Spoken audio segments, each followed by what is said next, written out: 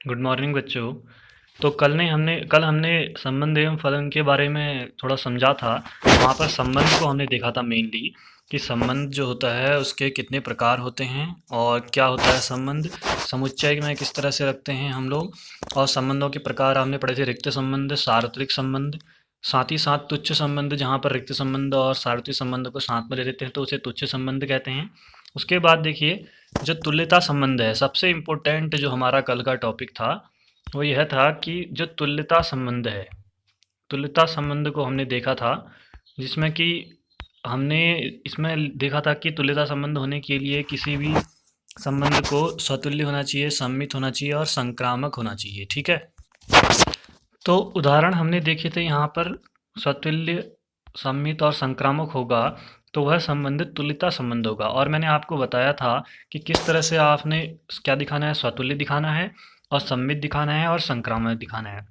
उसके साथ में ही देखिए, हमने दो उदाहरण किए थे। एक ये उदाहरण हमने किया था जिसमें हमें दिखाना था रिक्त समुच्चय और सार्वत्रिक समुच्चय के से संबंधित।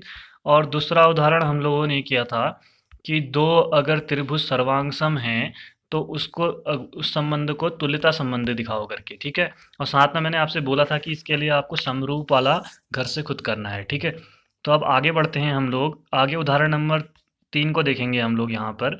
तो देखिए उदाहरण नंबर 3, इसको जरा पहले समझ लीजिए फिर आगे देखते हैं।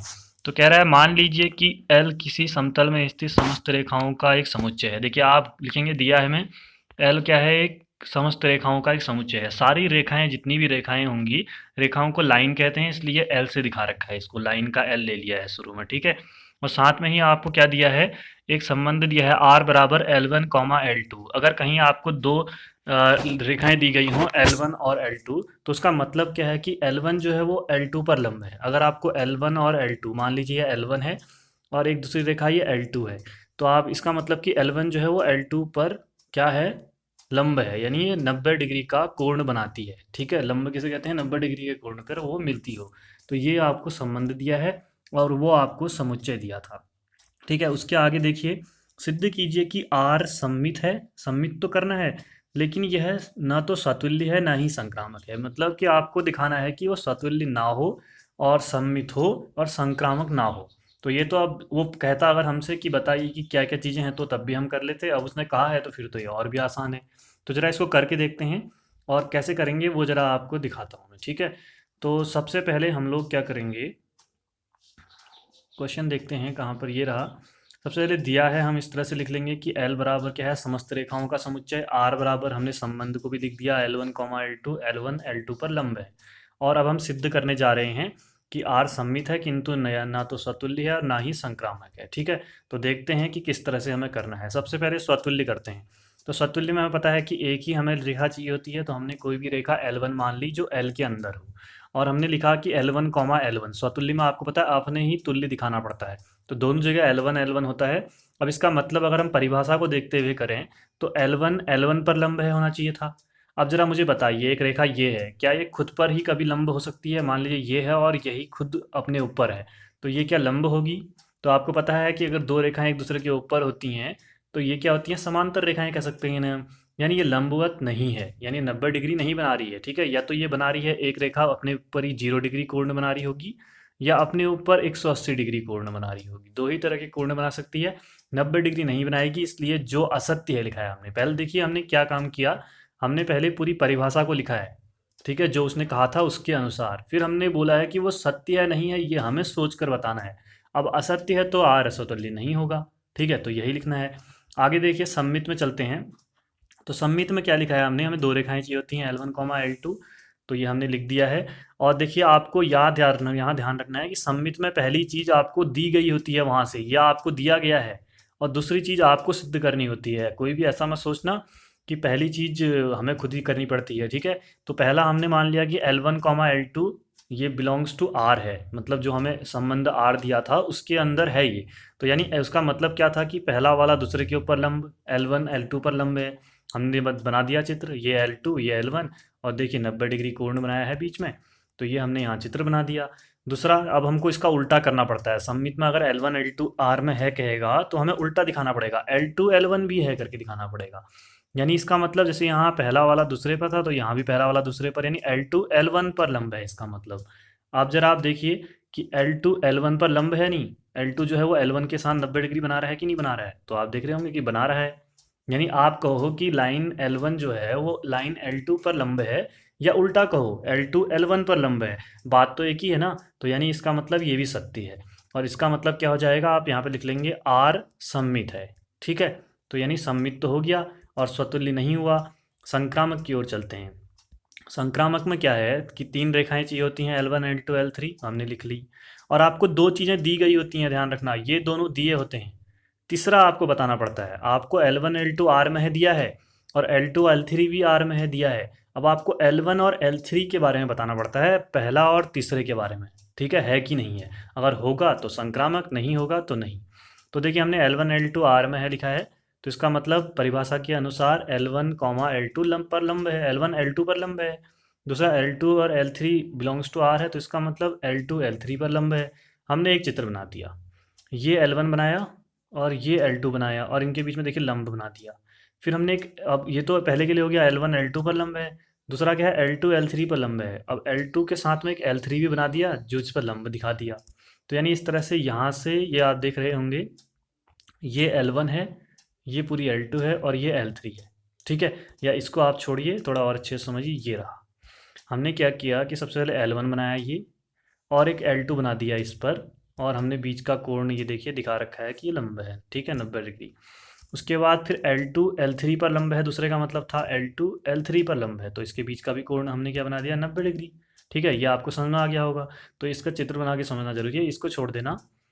ठीक है, और नीचे वाले को सही समझ लेना। तो अब आगे देखते हैं। तो आगे देखिए हमने ये तो लिख दिया, अब हमें क्या दिखाना होता है, समीकरण 1 और 2 को हमने देखा चित्र की मदद से, और फिर हमने कहा कि L1 और L3 क्या हो रहे हैं इनके बारे में। तो हमने देखा कि ये L1 है आपका और ये L3 है, ये दोनों क्या एक दूसरे पर 90 डिग्री कोण बना रहे हैं। अगर यही दो लाइनें बना दूं मैं ऐसे ही, आप कहेंगे नहीं ये तो क्या हैं, समांतर हैं एक दूसरे के, जो क्या कर रही हैं एक दूसरे के समांतर चल रही हैं। ठीक है, तो इसका मतलब हमने लिखा कि L1 और L3 तो क्या हैं, समांतर हैं। अब इसका मतलब परिभाषा तो नहीं हुई, गलत हो गई। तो फिर हमने लिख दिया L1 L3 ये डज नॉट बिलोंग्स टू। अब मैंने कहा था ना ये बिलोंग्स टू होता है, और इसी को ऐसे कट कर दोगे तो ये हो जाएगा डज नॉट बिलोंग्स टू, यानी आर में नहीं है, इसका मतलब नहीं है। इसका मतलब तो आर में है, और इसका मतलब नहीं है, इसका मतलब होना, इसका मतलब नहीं होना। ठीक है, तो हमने क्या लिख दिया L1 L3 does not belongs to R, और आर संक्रामक नहीं है, इसका मतलब अगर नहीं दिखा रहा है तो नहीं है। समझ में आ गया होगा सबको। तो ये ध्यान रखना, ये भी बहुत ही महत्वपूर्ण प्रश्न है, ये भी आपके एग्जाम में आ सकता है। ठीक है, मैंने आपको बता रखा है कि इससे पहले वाला भी उदाहरण आपका बहुत ही महत्वपूर्ण था, और ये भी महत्वपूर्ण है। उसके बाद हम चलेंगे अगले उदाहरण की ओर, उदाहरण नंबर 4 की ओर। तो उदाहरण नंबर 4 की ओर चलते हैं, पहले इस उदाहरण को पढ़ लेते हैं हम। ठीक है, आपके यहाँ बुक होगी तो बुक सामने ओपन रखना, तभी होगा। अब देखिए ये अच्छा क्वेश्चन दिया है, कह रहा है कि सिद्ध करना है कि समुच्चय 1 2 3, ये 3 आपको क्या दिए हैं अवयव, इसको A बराबर मान लेंगे 1 2 3। ठीक है, और अब आगे देखिए क्या कह रहा है, आगे कह रहा है आर भी दिया है आपको 1 1 2 2 3 3 1 2 2 3। अब देखिए इसमें अवयव दिए हैं 1 2 3 4 5 अवयव दिए हैं, और यही है कह रहा है आपको दिखाना है कि ये स्वतुल्य हो और सममित ना हो, ना ही संक्रामक हो। तो हम ये काम करते हैं। ठीक है, और देखते हैं कि क्या होता है। तो देखिए सबसे पहले तो आप ये रहा प्रश्न आपने देख लिया होगा, अब इसको हल कैसे करना है। हमने सबसे पहले एक उसको ए मान लिया, ठीक है, जो हमें दिया है समुच्चय। उसके बाद जो ये संबंध दिया है इसको भी लिख लिया। स्वतुल्य पे आते हैं। अब स्वतुल्य पे देखिए आपको इसमें ना, जिसमें आपको ये आर के अंदर सारे अवयव दिए गए हों, ऐसे दिए गए हों, लिखा ना हो, ठीक है, उसमें आपको सभी के लिए दिखाना होगा या सबके लिए सोचना पड़ेगा। जैसे 1 है, तो 1 के लिए अगर आप सतुल्यता को दिखाएंगे तो आप कहेंगे 1 1 होना चाहिए। अब देखिए 1 1 तो है ना आर के अंदर, बिल्कुल आपको दिख रहा होगा। अगर 1 के लिए देखोगे तो 1 1 होना चाहिए, स्वतुल्य में तो 1 1 के साथ ही होता है, और वो आर के अंदर होना चाहिए, तो आर के अंदर है। फिर 2 के लिए आप देखोगे तो 2 2 भी है, और 3 के लिए आप देखोगे तो 3 3 भी है। यानी स्वतुल्य में ये तीनों तो हैं इसके अंदर, इसका मतलब इसके सारे अवयवों के लिए स्वतुल्यता हो रही है। तो हमने लिख दिया कि ए के प्रत्येक अवयव के लिए संबंध आर में है। ठीक है, आर में है ये संबंध, ठीक है, स्वतुल्य संबंध आर में है, इसका मतलब आर स्वतुल्य है। ठीक है, अब आगे बढ़ते हैं सम्मित। तो सम्मित में अब हम देखेंगे कि पहली चीज़ हमें दी होती है 1 2 हमें दिया है आर में, तो इसको पहले आप देखेंगे कि आर कहाँ है, ये है, इसमें देखो ये तीनों तो स्वतुल्य में आ गई है, ये तो नहीं आ सकते। सममित में 1 2 आ सकता है या 2 3 आ सकता है, कोई भी आप एक ले लीजिए। हमने 1 2 ले लिया। हमने कहा कि 1 2 जो है वो आर में है। अब आपको पता है सममित में तो उल्टा भी आर में होना चाहिए, यानी उल्टा 1 2 है तो 2 1 भी होना चाहिए आर में। अब 2 1 क्या आर में है? हमने देखो जरा, कहीं भी नहीं है। ये तीन तो स्वतुल्य में, ये लिया है, 2 1 कहाँ है ही नहीं। अगर आप 2 3 लेंगे ना तो इसका उल्टा 3 2 है क्या? वो भी नहीं है। तो इसका मतलब हमने लिखा है कि डज नॉट बिलोंग्स टू, देखिए लिखा है does not belongs to R, इसका मतलब आर सम्मित नहीं है। संक्रामक की ओर चलेंगे। संक्रामक में हमें चाहिए होते हैं 2 एलिमेंट और तीसरा वाला हमें देखना होता है। तो हमने 1 2, ये हमें दिया होता है, ध्यान रखना शुरू का, ये वाला हिस्सा। तो हमने कहा 1 2 आर में है और 2 3 भी आर में है, लगातार होने चाहिए 1 2 2 3, तभी हम 1 3 को दिखाएंगे। ठीक है, तो हमने कहा 1 2 आर में है और 2 3 भी आर में है, लेकिन 1 3 अब इसी से तो बनेगा ना, हमें बाद में दिखाना तो ये है मेन काम तो हमारा, कि हमें 1 3 को दिखाना है। अब 1 3 तो आर में है ही नहीं। ठीक है, हमने देखा कहीं पर भी नहीं है। 1 2 है आर में और 2 3 भी आर में है, 1 3 है ही नहीं। अगर 1 3 इसमें होता, मान लीजिए एक और अवयव दे दिया होता 1 3, तो इसका मतलब फिर ये संक्रामक भी होता। ठीक है, तो हमने यही चीज़ की। अब हमने लिख दिया कि ये संक्रामक नहीं है, तो ये भी आ सकता है इस तरह से क्वेश्चन। ठीक है, अगला 5वां उदाहरण देखते हैं। 5वें में क्या कहा है आप देखना बुक में, कि जेड क्या है? एक समुच्चय है। ठीक है, अब आपको जेड लिखा है ना, जेड पूर्णांकों का एक समुच्चय है। पूर्णांक क्या होते हैं अभी देखते हैं। ये आपको समुच्चय दिया है जिसमें धनात्मक नंबर भी होते हैं, 1 2 3 4 5, जीरो भी होता है, और -1 -2 -3 ऐसे ऋणात्मक वाले भी होते हैं। ठीक है, आपको संबंध आर दिया है a कॉमा बी। अगर आपको कहीं पर दो अवयव a कॉमा बी करके लिखे होंगे तो इसका मतलब है कि संख्या दो, दो जो नंबर होता है ना हमारे पास, दो a माइनस बी को विभाजित करती है। यानी इन दोनों को जब आप घटाओगे ना, a में से b को पहले में से, तो जो आएगा उसमें 2 से भाग जाना चाहिए। ये हमारा संबंध है और इसे आपको तुल्यता संबंध है करके दिखाना है। तो देखते हैं फिर। तो सबसे पहले देखिए मैंने लिख दिया है पूर्णांकों का समुच्चय कैसे होगा। ये आपने देख लिया कि 0 भी है, 1 2 3 भी है, -1 -2 चलते रहेगा आगे, बहुत कहाँ तक चलेगा, ये भी आगे चलता रहेगा। ठीक है, और संबंध भी हमने ये लिख दिया है नीचे पर, जो हमें दिया गया था कि दोस्त जो है वो a माइनस बी को विभाजित करता है। ठीक है, अब हम आते हैं स्वतुल्य पर। स्वतुल्य पर आए तो हमने एक संख्या कोई भी मान ली। जैसे आप देख रहे होंगे कि हमने 2 मान रखा है, क्योंकि 2 क्या होता है? पूर्णांकों के अंदर होता है, जेड के अंदर। ठीक है, तो हमने क्या दिखाना है? स्वतुल्य का मतलब 2,2 भी होना चाहिए आर के अंदर। ठीक है, तो 2,2 का मतलब, अब इसको आप देखिए हमने कैसे लिखा है। हमने देखिए इसको देखिए, बस इसमें आपको रख देना है a और b की जगह पर 2,2 रखना है। ये दो तो ऐसे रहेगा, और a और b की जगह पर 2 -2 रख दिया, तो कितना आएगा? 0 आएगा। अब बताओ 2 से क्या 0 भाग होता है? 2 से 0 में भाग आता है, तो 0, और इसको अगर आप 2 से भाग दोगे तो आपको पता है 0 ही आता है। तो यानी भाग जाता है तो ये विभाजित करता है, इसका मतलब ये सत्य है, लिखा है देखिए हमने। तो ये सत्य हो गया, इसका मतलब आर जो है वो स्वतुल्य है। ठीक है, अब आगे बढ़ेंगे सम्मित की ओर। सम्मित में भी हम सेम काम करेंगे कि हमें पता होता है कुछ एक चीज़ हमें पहले से दी होती है, हमें उसका उल्टा दिखाना होता है। अब मैंने कोई दो संख्याएं ले ली, 8,4 ली हैं इस तरह से। आप चाहो तो 2,4 ले सकते हो, कुछ भी ले सकते हो। ठीक है, लेकिन ऐसी संख्या लोगे ना जिसको घटाने पर भाग जाता हो, क्योंकि ये चीज़ हमें पहले दी होती है। और आप ऐसा नहीं कर सकते कि 2,3 नहीं ले सकते, क्योंकि आप 2 में से 3 को घटाओगे तो -1 आएगा, और -1 में 2 से नहीं जाता है भाग।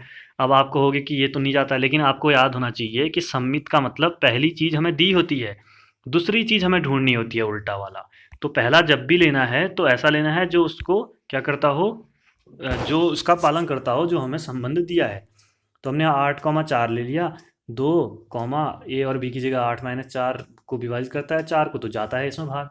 अब इसका उल्टा आपको दिखाना है 4,8 भी। ठीक है, तो 4,8 का मतलब रख दो वहाँ पर, तो ये -4 आएगा, और 2 से -4 में भाग दोगे तो आपको पता है कि ये तो -2 आता है, जाता है। तो यानी ये क्या है? सत्य है। तो इसका मतलब आर सम्मित भी है। ठीक है, अब ऐसे संक्रामक। संक्रामक में दो चीज़ें दी होती हैं शुरुआत की, ये दो। तो हमें ये दो ऐसे लेने हैं जो क्या करते हो, हमारे संबंध का पालन करते हो। तो हमने एक 4 और 8 लिया, क्योंकि इनको घटाने पर जो आएगा उसमें 2 से भाग जाता है।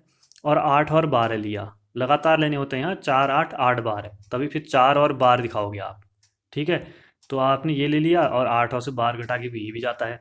अब आपको तीसरा वाला सिद्ध करना पड़ता है कि अगर 4 और 8 है, 8 और 12 है, तो 4 और 12 को लेना होता है, बीच वाले को छोड़ना होता है। ये मैंने परिभाषा में ही आपको बताया था। तो इसका मतलब 4 और 12 को दिखाना है, तो आपने रख दिया 2, 4 -12 को विभाजित करता है। क्या करता है कि सच में? आप करोगे तो -8 आएगा और -8 में भाग दोगे तो बिल्कुल 2 से जाता है, -4। तो यानी ये क्या है, सत्य है। इसका मतलब आर संक्रामक भी है। अब हमने क्या किया, देखिए समीकरण ले ली, जो सतुल्य आया था वहाँ पर ए ले लिया, इसको बी ले लिया, इसको सी ले लिया, और लास्ट में लिख दिया कि समीकरण ए बी सी से आर एक क्या है, तुल्यता संबंध है, क्योंकि ये तीनों के तीनों को दिखा रहा है। ठीक है, तो समझ में आ गया होगा सभी को। बाकी इस नोट्स को पक्का बनाने हैं, छोड़ना नहीं है। ठीक है, तो यानी हमने उदाहरण 5 तक कर लिया है। छठा उदाहरण देख लेते हैं। ठीक है, तो ये रहा छठा उदाहरण, ये भी बहुत अच्छा है। बोल रहा है मान लीजिए कि समुच्चय ए बराबर ये 1 से 7 तक की संख्याएं दी हैं। आर आपको एक संबंध दिया है जिसमें अगर ए कॉमा बी दिया हो तो ए तथा बी दोनों ही या तो विषम हो या सम हो, यानी दोनों संख्याएं या तो विषम होनी चाहिए या दोनों सम होनी चाहिए। ये आपको परिभाषा में दिया है आर के बारे में। तो आपको दिखाना है कि सिद्ध कीजिए कि यह एक तुल्यता संबंध है आर एक। तो आर को तुल्यता इन तीनों चीज़ें दिखाएंगे। एक पार्ट हो गया। अब दूसरा पार्ट आगे दिया है, साथ ही सिद्ध कीजिए कि, अब इसको बाद में करते हैं, पहले एक पार्ट करते हैं, फिर आएंगे वापस और फिर दूसरा करेंगे। तो हम लोगों ने पहले लिख लिया जो हमें दिया गया था उदाहरण में, ए दिया था और आर दिया था, और सिद्ध करना था कि ये तुल्यता संबंध है। तो हमने इसी में से कोई एक संख्या ले ली, एक ले लिया स्वतुल्य दिखाने के लिए। तो एक अगर ए में है तो 1,1 का मतलब भी यही होना चाहिए। यहाँ पर ए बी, इस वाले में ए और बी की जगह एक एक रख लोगे, तो एक एक रखा, एक तथा एक दोनों विषम है, या तो विषम, देखिए यहाँ ध्यान देना, या तो सम है कह रहा है या विषम, यानी दोनों की दोनों या तो सम होनी चाहिए या दोनों की दोनों विषम। एक सम एक विषम होगी तो गलत हो जाएगा, और हमें यहाँ पे जो होगा वो अपने आप सोच के लिखना होगा। एक क्या है, विषम संख्या है, तो हमने दोनों विषम है लिख दिया, यानी इस परिभाषा को क्या कर रहा है, ये इसका पालन कर रहा है, तो हमने इसका बिलोंग्स टू आर लिख दिया। और एक और दिखा दिया, जैसे एक 4 ले लिया हमने, 4,4, 4 तथा 4 दोनों सम है। अभी हमें देखना होगा कि 4 सम है या विषम है, तो सम है तो हमने सम है लिख दिया, और परिभाषा में दिया है या तो दोनों सम हो या दोनों विषम हो, तो इसका मतलब आर स्वतुल्य तो हो चुका है। ठीक है, सममित की ओर बढ़ते हैं। हमने 2 ले लिए, जैसे हमने ये विषम वाले लिए हैं इस बार दोनों। मैंने बताया था सममित में पहली बात आपको दी गई होगी, दूसरा आपको सिद्ध करना होगा। संक्रामक में 2 बातें दी गई होंगी, तीसरा आपको सिद्ध करना होगा, यानी जो दिया गया है वो आपने परिभाषा को देखकर अपने अनुसार लेना है, ऐसा नहीं कि वहाँ पर दिया है। ठीक है, तो हमने यहाँ 1 और 3 लिया, और 1 तथा 3 दोनों विषम है, तो हमको पता ही है। तो इसका उल्टा करोगे आप, 3 और 1। अब इसका परिभाषा में 3 यहाँ पहले आ जाएगा, 1 बाद में आ जाएगा, तो ये भी दोनों विषम है, यानी ये भी आर को क्या करते हैं, आर का पालन करते हैं, तो इसका मतलब आर सममित हो जाएगा। ठीक है, अब आते हैं संक्रामक की ओर। संक्रामक में देखिए 2 चीज़ें हमने ली, हमने इस बार सम वाले लिए हैं। 2,4 लिया, 2 और 4 दोनों सम हैं। 4 और 6 लिया, 4 और 6 दोनों सम हैं। तो आपको 2, 4 और 4, 6, यानी 4 को हटाएंगे बीच का, बचा क्या, 2 और 6। 2 और 6 को दिखाना होगा, तो 2 और 6 को हमने परिभाषा में रखा, तो 2 तथा 6 दोनों सम है आया। और आपको पता है कि ये तो फिर वही परिभाषा वाली बात होगी कि हाँ सही कह रहा है, तो इसका मतलब आर संक्रामक भी है। फिर से वही काम, जहाँ पर आया था सतुल्य इसको ए, सममित को बी और संक्रामक को सी लेकर हमने लिख दिया कि ये तीनों समीकरण ए बी सी से आर एक तुल्यता संबंध है। ठीक है, अब आते हैं दूसरा पार्ट, द्वितीय भाग। तो द्वितीय भाग में क्या दिया है वो आप देखिए, बहुत ही आसान है, खाली बस दिख रहा है। ठीक है, एक चीज़ ध्यान रखना, जो भी प्रश्न आपको टफ दिखता होगा वो बहुत आसान होगा। क्या लिखा है, साथ ही सिद्ध कीजिए, सिद्ध करना है, यानी हमें बताना है कि उपसमुच्चय 1, 3, 5, 7 के सभी अवयव एक दूसरे से संबंधित हैं, और उपसमुच्चय 2, 4, 6 के सभी अवयव एक दूसरे से संबंधित हैं, परंतु उपसमुच्चय 1, 3, 5, 7 और का कोई भी अवयव 2, 4, 6 के किसी भी अवयव से संबंधित नहीं है। तो आप इसमें क्या लिखेंगे ना, पहले आप समझिए फिर लिखा हुआ दिखाता हूँ। तो आप लिखेंगे कि 1, 3, 5, 7 के सभी अवयव एक दूसरे से संबंधित हैं, क्योंकि ये चारों देखिए विषम है, क्योंकि आप लिखेंगे सारे अवयव विषम संख्याएं हैं, तो सही है, 1, 3, 5, 7 विषम है। दूसरा आप लिखेंगे 2, 4, 6 के सभी अवयव एक दूसरे से संबंधित हैं, और इसमें लिखेंगे आप क्योंकि 2, 4, 6 यानी प्रत्येक अवयव सम है, यानी सारे सम हैं। तो फिर आपसे कहा है कि जो पहला वाला है वो दूसरे वाले से, पहले वाले का कोई भी अवयव दूसरे वाले से संबंधित नहीं है। तो आप लिखेंगे कि 1, 3, 5, 7 के सभी अवयव 2, 4, 6 के किसी भी अवयव से संबंधित नहीं होंगे। क्यों? क्योंकि विषम संख्याओं का संबंध सम संख्याओं से नहीं होता है। सम संख्याएं अलग हैं, विषम संख्याएं अलग हैं। तो हमने क्या किया, हम इसे करेंगे कैसे, तो हमने द्वितीय भाग में लिखा कि 1, 3, 5, 7 के सभी अवयव संबंधित हैं क्योंकि सभी अवयव विषम हैं। ठीक है, और 2, 4, 6 के सभी अवयव संबंधित हैं क्योंकि सभी अवयव सम हैं। अब आगे लिखा कि इसका कोई भी अवयव इससे संबंधित नहीं है क्योंकि विषम अवयव का संबंध सम से नहीं होता है। तो ये आपने कारण दे दिया, तो यही चीज़ सिद्ध हो गई। अब कोई भी समझेगा तो जिसको पढ़ के ही वो समझ जाएगा, हाँ भाई ये तो सही बात है। ठीक है, तो ये चीज़ हो गई। अब हम करेंगे प्रश्नावली शुरू। अब आप लोगों का काम आज से शुरू होने वाला है कि आपको प्रैक्टिस के लिए क्वेश्चन मिलेंगे। ठीक है, अब देखिए जो 1.1 है इसमें देखिए पहले क्वेश्चन में कह रहा है आपसे कि निम्नलिखित क्या क्या बोला है आपको बताना है। ठीक है, ये कह नहीं रहा है कि सब में है। क्या निम्नलिखित संबंधों में से प्रत्येक स्वतुल्य, सममित और संक्रामक है? तो पहला प्रश्न आपको दिया है, आप में इसमें स्वतुल्य भी चेक करना है, सममितता भी चेक करनी है और संक्रामकता भी चेक करनी है। तो तीनों चीज़ों को आप जब चेक करेंगे तो जो जो होगा वो है कहोगे, जो नहीं है नहीं कहोगे। दूसरा, तीसरा, चौथा, पांचवा। पांचवे के अंदर 5 दिए हैं, 1 2 3 4 5। ठीक है, सारे एक जैसे ही हैं। मैं आपको एक क्वेश्चन करके दिखा रहा हूँ, बाकी ये आपका होमवर्क है, इसको कर लेना। पहला देखिए जो कह रहा है कि a बराबर दिया है 1 से 4 तक की संख्याएं और संबंध आपको दिया है अगर x, y हो तो 3x माइनस वाई बराबर 0 आना चाहिए। यह आपको संबंध दिया है। अब इसको हम सतुल्यता, तीनों चीज़ें इसमें हम चेक करेंगे। तो हमने प्रश्नावली 1.1 लिखी और ये रहा पहला प्रश्न। सतुल्यता चेक कर रहे हैं, कोई भी एक इसमें से नंबर ले लो। 2 को ले लिया जैसे, तो 2,2 भी इस संबंध को दिखाना चाहिए, नीचे वाले संबंध को। ठीक है, अवयव इसमें से लेना है, संबंध इसमें दिखाना है। ठीक है, तो हमने ये किया। तो हमने क्या करा कि हमने यहाँ पे मान रखा 2,2 मतलब x की जगह पर 2 रखोगे, y की जगह पर भी 2 रखोगे इसमें से। तो 3 गुणा 2 माइनस 2, 6 माइनस 2 4 आया। अब 4 तो 0 के बराबर आना चाहिए था, लेकिन तो 0 नहीं आ रहा है, तो नॉट इक्वल टू 0। इसका मतलब r को नहीं कर रहा है बिलोंग। तो हमने दोनों जगह देखो, ये दोनों ध्यान रखना, नॉट 0 का मतलब 4 0 के बराबर नहीं है, और नॉट बिलोंग्स टू का मतलब, डज नॉट बिलोंग्स टू का मतलब हो गया कि उसमें नहीं है वो भी। तो इसका मतलब जब इस संबंध को नहीं दिखा रहा तो r स्वतुल्य नहीं होगा। अब आते हैं सम्मित की ओर। सम्मित में हमसे पहली चीज़ हमें दी होती है, ध्यान रखना सम्मित में, तो हम ऐसा संख्याएं लेंगे जो क्या हो, इस संबंध को दिखाती हो। तो हमने 1 और 3 लिए। अब इसमें रखेंगे ना 3 गुणा 1 माइनस 3, तो ये 0 आ रहा है, यानी हमने पहला जो लिया है वो सही लेना है। अब आपको उल्टा दिखाना है, 3 और 1 उल्टा। 1 3 को तो है, ठीक है, तो 3 रखेंगे पहले x की जगह और 1 रखेंगे y की जगह। तो आपने रखा, तो आपने देखा 3 3 9 माइनस 1 8 आता है, जो 0 नहीं है, यानी r में नहीं होगा, तो ये सम्मित भी नहीं होगा। समझ गए ना? आगे संक्रामक। संक्रामक में आपको 2 चीज़ें लेनी पड़ती हैं, ये आपको पता होना चाहिए। 1 और 3 लोगे तो हो रहा है, फिर इसी 3 से जुड़ा हुआ अगला लेना पड़ता है। 3 और 9 लिया मैंने, क्योंकि रख रहा हूँ तो 0 आ रहा है। ठीक है, अब आपको पता है कि 1 3 है, 3 9 है, तो 1 और 9 को भी दिखाना पड़ेगा। तो हमने 1 और 9 लिखा और इसमें हमने x और y की जगह पे मान रखा, हल किया तो -6 आया, यानी ये 0 नहीं आया, तो ये r में नहीं है। इसका मतलब ये संक्रामक भी नहीं है। तो तीनों ही चीज़ें नहीं।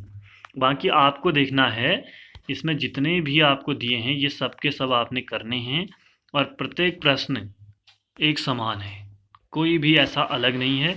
हर किसी को एक तरह से, इसी तरह से करोगे। जो नहीं आएगा वो आप कमेंट करोगे नीचे और मैं उसे अगले वीडियो में पढ़ा दूंगा। ठीक है, लेकिन एक बार ट्राई पक्का करना है, क्योंकि जब प्रैक्टिस करोगे तो तभी पेपर में क्वेश्चन बनेंगे। ठीक है, याद करके भी नहीं होगा कुछ भी। दूसरे प्रश्न की ओर चलते हैं। दूसरा प्रश्न कह रहा है वास्तविक संख्याओं के उपसमुच्चय आर। वास्तविक संख्याओं का समुच्चय है आर। हाँ, आर से दिखाते हैं उसको, ध्यान रखना। तो हम लोग इसको ऐसे आर से दिखाएंगे, आर के आगे ये एक और ऐसे डंडा बना देंगे, ऐसे भी दिखाते हैं, क्योंकि दूसरा भी आर ही है ना, संबंध भी तो आर है और ये समुच्चय भी आर है। तो हम समुच्चय को इससे दिखाते हैं और संबंध को उसी से दिखाएंगे जो चल रहा है। ठीक है, तो आगे देखिए। तो वास्तविक संख्याएं होती क्या हैं? आर। कोई भी संख्या जिसे हम p/q के रूप में दिखा सकते हैं वो क्या होगी? वास्तविक संख्या। लेकिन q 0 नहीं होना चाहिए नीचे वाला। जैसे 1.2 है, इसमें आपने इसके नीचे 1 होता है, दशमलव हटाया, 0 नीचे आया, 2 6 12, 2 पंजे 10, तो 6/5 के रूप में आपने 1.2 को दिखा दिया, यानी 1.2 भी क्या है? वास्तविक संख्या है। ठीक है, और 1/2 हो गया या 3 हो गया, क्योंकि 3 को हम लोग 3/1 लिख सकते हैं। कोई भी 0 हो गया, जैसे 0 को आप 0/1 लिख सकते हो, 0/2 लिख सकते हो, तो p/q के रूप में लिख पा रहे हैं। और नीचे वाला 0 नहीं होना चाहिए, ऊपर वाला होगा, चल जाएगा। उसे क्या कहेंगे हम लोग? वास्तविक संख्याओं का समुच्चय। ठीक है, तो सारी संख्याएं लगभग वास्तविक संख्याएं होती हैं, कुछ संख्याएं नहीं होती हैं जिसे आप p/q के रूप में नहीं लिख सकते। तो चलिए इसको देखते हैं फिर। सारे प्रश्न जितने भी हैं ये नीचे को देखिए, सब वास्तविक संख्याओं के ऊपर ही हैं। ठीक है, तो वास्तविक संख्याएं क्या होती हैं? आना चाहिए। कह रहा है आपसे कि आपको वास्तविक संख्याओं का एक समुच्चय दिया है, उसके प्रत्येक अवयव के लिए एक संबंध दिया है, a जो है वो <= b² है, आपने दिखाना है कि इसको सिद्ध करना है, ठीक है। ना तो स्वतुल्य हो, ना सम्मित हो, ना संक्रामक, तीनों ही चीज़ नहीं होना चाहिए कह रहा है। देखते हैं चलिए तीनों ही चीज़ है कि नहीं है।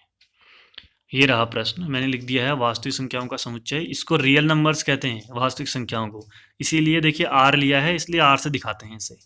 तो मैंने देखिए इसको आर ऐसे आर से दिखाया, जिसके आगे एक ऐसे करके स्टिक बना दी, ठीक है। तो वास्तविक संख्या में पी बट्टे क्यू के रूप में लिख सकते हैं। पी जो है वो इंटीजर होगा, इंटीजर मतलब आई क्या होता है, पूर्णांकों का समुच्चय, ठीक है। पूर्णांक भी बताए थे ऊपर, 0 1 2 3 4 और -1 -2 -3 4। और क्यू भी क्या होगा, वही क्या होगा, इंटीजर होगा, पूर्णांकों का समुच्चय।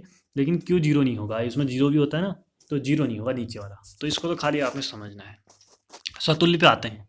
अब देखिए यहाँ पर आपको ऐसे उदाहरण लेने हैं जो इसको नहीं कर, तभी देखिए ऐसे प्रश्न पेपर में जब भी आएंगे तो ऊपर लिखा आएगा सिद्ध करिए, और आपको बताया होगा कि ये नहीं है, आप करके दिखाओ, जो थोड़े से सोचने वाले क्वेश्चन होंगे।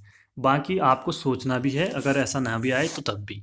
जैसे मैंने 2 मान लिया, 2 भी तो वास्तविक संख्या ही है ना, 2/1।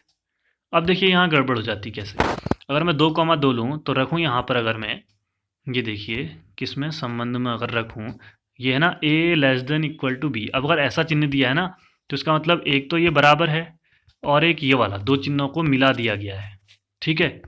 तो आप जरा देखिए, इसका मतलब होता है कि जो इधर पर संख्या है और इधर पर संख्या है, इधर वाली बड़ी होगी, इधर वाली छोटी, जिसकी ओर को खुला हुआ है वो बड़ी होगी, ठीक है। तो ये चीज़ आपको देखना है आगे। तो मैंने रखा जैसे 2,2 रखा, तो 2 और 2 रख दिया इधर पर, ये तो 2 आया, यहाँ पर क्या आया, 2 < 4। इन दोनों में से एक चीज़ होनी चाहिए, हाँ, या तो ये हो या बराबर हो। तो आप देख रहे होंगे कि 2 जो है वो तो 4 से बड़ा है, मतलब 4 जो है वो तो 2 से बड़ा है, यानी ये तो हो रहा है ना। लेकिन आपसे बोला वास्तविक संख्याओं का समुच्चय सिर्फ एक वास्तविक संख्या से नहीं होगा, तो इसका मतलब आपने ऐसी संख्याएं नहीं लेनी है जिनमें हो रहा हो इसमें, क्योंकि इसमें बोला है सतुल्य ना हो, या आपको दिखाना है। तो आप ऐसी संख्या लोगे जिसमें सतुल्य ना होता हो। जैसे हमने ये लिया है 1/2, ये भी वास्तविक संख्या है, और आपने दोनों जगह 1/2 रखा, 1/2 बराबर 1/2 का वर्ग रखा सूत्र में, तो 1/2 < 1/4। अब 1/2 है वो 1/4 के बराबर होता है, नहीं होता, ये तो बराबर दिख ही नहीं रहे हैं वैसे ही। दूसरा, क्या 1/2 और 1/4, इसमें 1/4 बड़ा है, आप 4 से इसको भाग दोगे तो 0.25 आएगा, और 2 से इसको भाग दोगे तो 0.5 आएगा। आपको पता है 0.5 बड़ा होता है, 2 नहीं। यानी कि जो 1/4 है वो छोटा है, ठीक है। 1/4 छोटा है और 1/2 बड़ा है, यानी ये भी नहीं हो रहा है, यानी असत्य है। तो हमने दोनों को चेक किया और असत्य है लिख दिया। इसका मतलब असत्य अगर है तो स्वतुल्य नहीं होगा। यानी ये क्वेश्चन बहुत ज़्यादा इंपॉर्टेंट है। क्यों? क्योंकि इसमें आपको संख्याओं को सोचना है, क्योंकि आपको दिखाना है ये स्वतुल्य नहीं है। अगर आप सिंपल 1 2 3 4 ऐसी संख्याएं ले लोगे तो हमेशा आपका स्वतुल्य भी आ रहा होगा, सममित भी आ रहा होगा, संक्रामक भी आ रहा होगा। लेकिन आपको प्रत्येक संख्या के लिए दिखाना है। मान लीजिए आपके यहाँ 10 संख्याएं हैं और 9 संख्याओं के लिए स्वतुल्य हो रहा हो और एक के लिए ना हो रहा हो, तो आप कहोगे कि नहीं है वो, उसने एक भी अगर ना कर रहा हो तो वो स्वतुल्य नहीं होगा, ठीक है। सम्मित की ओर चलते हैं। सम्मित में क्या लिया है हमने, दो ऐसी संख्याएं ले ली जिनमें ना हो रहा हो, और इनको रखा 1/5 और 1/2। पहले तो ये चीज़ आपको दी होती है, इसमें होना चाहिए, इसमें होना चाहिए, तो ये इसका उल्टा जो होगा उसमें नहीं होगा, ठीक है। इसमें हमने देखा 1/5, तो 1/5 बड़ा है, छोटा है 1/4 से, 4 से हमने भाग दिया 2 0.25, यहाँ 0.2, तो ये तो बड़ा होता है, यानी ये सही है, यानी हमने संख्या तो सही ले ली। अब हमारा काम है इसका उल्टा भी दिखाना है, तो 1/2 और 1/5 को भी दिखाना है। रखा 1/2 1/25, तो आपने इसको हल किया तो 0.04 आया, यहाँ 0.50 आया। तो आपको पता है 50 वाला बड़ा होगा, 4 वाला छोटा होगा, लेकिन यहाँ तो उल्टा दिया है, तो इसका मतलब ये भी क्या है, असत्य है, ठीक है। तो सम्मित नहीं हुआ है। अगला, संक्रामक के लिए संख्याएं ली हमने 3 और 2, ये दिखा रही थी 3 छोटा है, 2 का स्क्वायर 4 आएगा उससे, और दूसरा 2 और 1.5 लिया, लगातार लेना पड़ता है, हाँ। 3 और 2 लिया तो 2 और आगे कुछ और दूसरी संख्या लोगे, तो हमने 1.5 लिया, क्योंकि मैं अगर 1 ले रहा था तो फिर गड़बड़ हो जा रही थी, तो हमने 1.5 लिया, रखा, तो ये 2 और 1.5 का वर्ग 2.25 होता है, तो यानी ये सही हो रहा था। अब आपको पता है कि जब आपका 3 2 और 2 1.5 दिखा रहा है, तो 3 2 को तो हटा दोगे आप, 3 और 1.5 भी दिखाने चाहिए, तभी वो संक्रामक होगा। ये हमें दिया होता है तो हमें ये सोचना है कि सच में है ये ऐसी संख्याएं लेनी है। इसके बाद वाले को आपने दिखाना है। तो आपने क्या किया, 3 और 1.5 लिया और इसमें रखा सूत्र। तो आपने देखा कि 1.5 का दशमलव ये यहाँ पे आ रहा है, तो ये चीज़ तो गलत है ना, क्योंकि 3 बड़ा होता है, 2.25 तो छोटा है, तो जो असत्य है, इसलिए ये संक्रामक भी नहीं है। तो आपके लिए एक प्रश्न इसलिए महत्वपूर्ण है क्योंकि इसमें आपको संख्याएं सोचनी पड़ रही हैं, ठीक है। तो इसलिए इसको भी याद रखना और स्टार लगा लेना, जो जो क्वेश्चन मैं कहते हुए जा रहा हूँ अधिकतर इंपॉर्टेंट ही होंगे, ठीक है। आगे बढ़ते हैं फिर। तीसरा प्रश्न है हमारा, और पहले इसको पढ़ लेते हैं तीसरा, ठीक है, जो हमारी किताब में है। इसमें हमें ये दिया है तीसरा प्रश्न, ठीक है। इसमें आपको क्या लिखा है, क्या मतलब आपको जांच करनी है, बताना है कि स्वतुल्य संमित संक्रामक में से क्या क्या है और क्या क्या नहीं है। आपको समुच्चय ये दिया है, इसको आप ए मान लेंगे, और आपको एक संबंध आर बराबर ए कॉमा बी दिया है। बी जो है वो a+1 के बराबर होगा, मतलब जो बाद वाला है ना वो पहले से एक बड़ा होगा, यही तो हुआ। तो ये चीज़ अब करनी है, तो हम इसको देख कर इसको लिखते हैं और देखते हैं आगे, ठीक है। तो ये आ गया हमारा प्रश्न संख्या 3। तो हमने लिख लिया, इसको ए मान लिया, इसको ये तो आ रहा ही। अब आपको चेक करना है, जांच करनी है, ठीक है, कि है या नहीं है।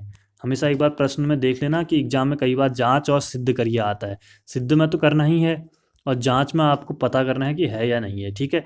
तो हमने इसमें से एक संख्या 2 ले ली, कोई भी ले लो, 1 2 3 4 5 6 में से उन्हीं में से लेनी है, ठीक है। तो 2 ले ली, तो 2,2 ये भी दिखाना चाहिए, ठीक है। तो हमने क्या किया ना, इसमें पहला वाला जो ए है ये बाद में आ रहा है, हाँ ध्यान रखना, दूसरा वाला पहले आ रहा है।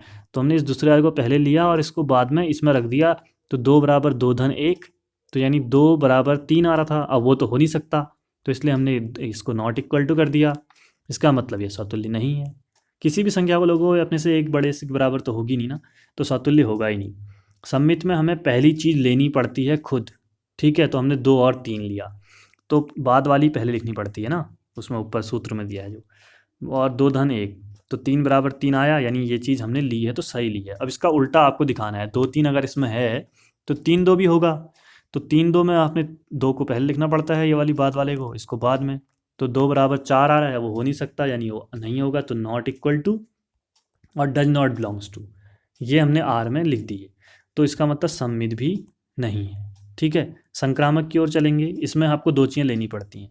तो हमने 1 2 3 ले लिया जो दिखा रहा था, और 3 4 ले लिया जो दिखा रहा था। तो आपको 2 3 और 3 4 है, तो 3 को हटाओ, बचा क्या, 2 और 4, ये भी होने चाहिए, ठीक है। तो 2 और 4 होने के लिए हमने लिखे, और 4 को पहले, 2 को बाद में, और धन 1 किया, तो 4 बराबर 3 नहीं होता ना, तो नॉट लगा दिया, और संक्रामक भी नहीं है।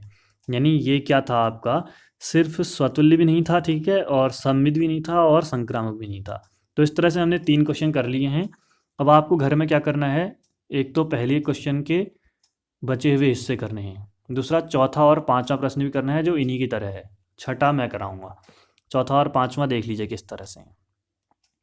ये है आपको आर कह रहा है, ये आर लिखा है तो इसका मतलब क्या है, वास्तविक संख्याओं का समुच्चय, जो ये मैंने बताया था p/q के रूप में। 2 संख्याओं लोगे तो कह रहा है बाद वाला बड़ा होगा। आपको दिखाना है, सिद्ध करना है यहाँ कि स्वतुल्य और संक्रामक है लेकिन सम्मित नहीं है। आपको स्वतुल्य और संक्रामक तो दिखाना है लेकिन सम्मित नहीं होना चाहिए। तो आप संख्याओं को सोचोगे और तब लिखोगे। पांचवा प्रश्न भी यही है, a <= b क्यूब दिया है, यानी दूसरे के क्यूब के बराबर या क्यूब जो होगा वो बड़ा होगा। इसमें भी आपको जांच करनी है, इसमें आपको जांच, हाँ, कि स्वतुल्य संक्रामक क्या क्या है क्या क्या नहीं है, बस। उसके बाद ये वाला प्रश्न मैं कराऊंगा, फिलहाल नहीं, ये प्रश्न भी आप खुद करोगे। क्यों करोगे, क्योंकि देखो ये छठा प्रश्न है ना, इसमें आपको ये दिया है समुच्चय और ये दिया है आपको संबंध। तो आप लोगों को क्या दिखाना है, इसे सम्मित दिखाना है लेकिन स्वतुल्य और संक्रामक ना हो दिखाना है। कैसा प्रश्न है ये वाला, उदाहरण 6 की तरह है जो मैंने आपको बताया था। 6 यानी उदाहरण 6 नहीं, उदाहरण 5 की तरह है। ये देखो 5 भी नहीं, कौन सा था, उदाहरण नंबर 4, ये है 4 की तरह समुच्चय दिया है और आपको संबंध दिया था, तो आप इसमें दिखा सकते थे। तो आपको ये भी खुद करना है, यानी आपको करने हैं क्वेश्चन कौन कौन से, ये मैं आपको बता देता हूँ। एक तो 1.1 के बचे हुए हिस्से करने हैं, ठीक है, पहले प्रश्न के। उसके बाद चौथा, पाँचवा, छठा, ये तीनों आपको खुद करने हैं। जो नहीं आए वो मुझसे पूछ लेना, ठीक है। और उसके बाद ये 7वें से हम आगे वो कल करेंगे। और इसमें काफ़ी प्रश्न हैं तो आप लोग इनको कर लीजिए। तो कल मिलेंगे और सारे नोट्स बनाते हुए चलना हर एक चीज़, ठीक है। तो चलिए बाय।